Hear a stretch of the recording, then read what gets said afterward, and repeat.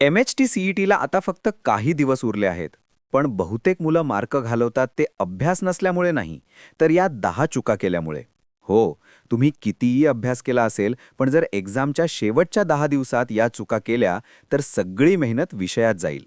नमस्कार विद्यार्थी मित्रांनो, मी आहे तुमचा आदित्य सर आणि टेस्ट वायझरच्या या नवीन व्हिडिओमध्ये तुम्हा सर्वांचं मनापासून स्वागत आहे.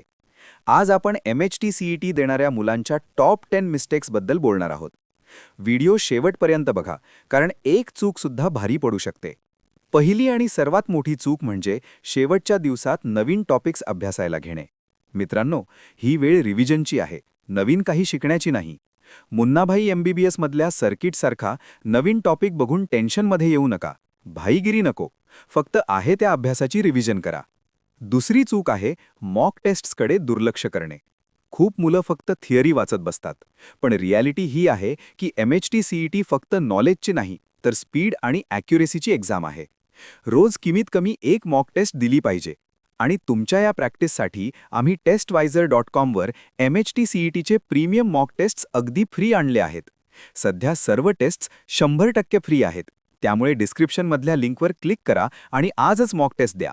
तिसरी चूक म्हणजे मॉक टेस्ट दिली आणि बास, मोकळे झालो. तसे करू नका. टेस्ट दिल्यावर ॲनालिसिस करा.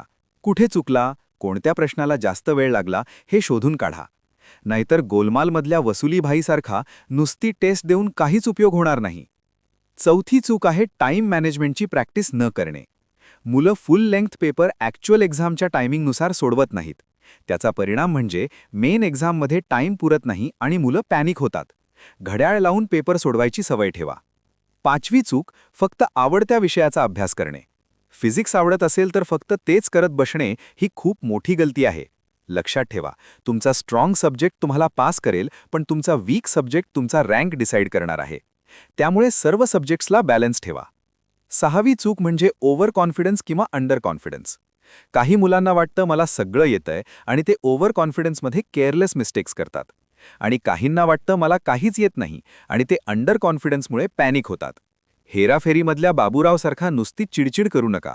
दोन्हीच्या मध्ये शांत आणि बॅलन्स्ड रहा. सातवी चूक म्हणजे फॉर्म्युलाज रिवाइज न करणे. MHT-CET ही कम्प्लिटली फॉर्म्युला बेस्ड एक्झाम आहे. जर फॉर्म्युलाच आठवला नाही तर सम कसा सॉल्व्ह करणार?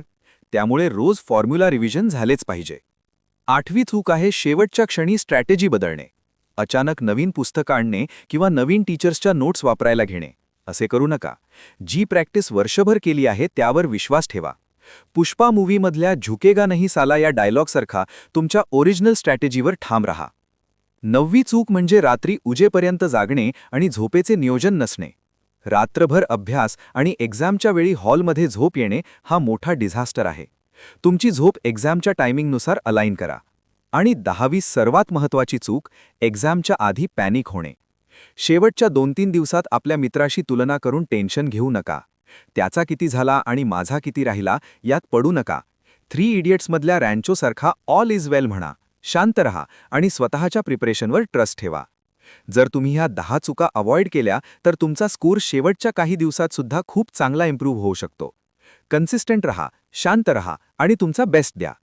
कमेंट सेक्शनमध्ये फ्री मॉक टेस्ट असं टाईप करा आणि मी तुम्हाला फ्री मॉक टेस्टची लिंक रिप्लायमध्ये शेअर करेन. तसंच testwiser.com ची लिंक डिस्क्रिप्शनमध्ये सुद्धा दिली आहे. व्हिडिओ आवडला असेल तर लाईक करा, मित्रांसोबत शेअर करा आणि टेस्टवायझरला सबस्क्राईब करायला विसरू नका. भेटूया पुढच्या व्हिडिओमध्ये. All the best. www.testwiser.com.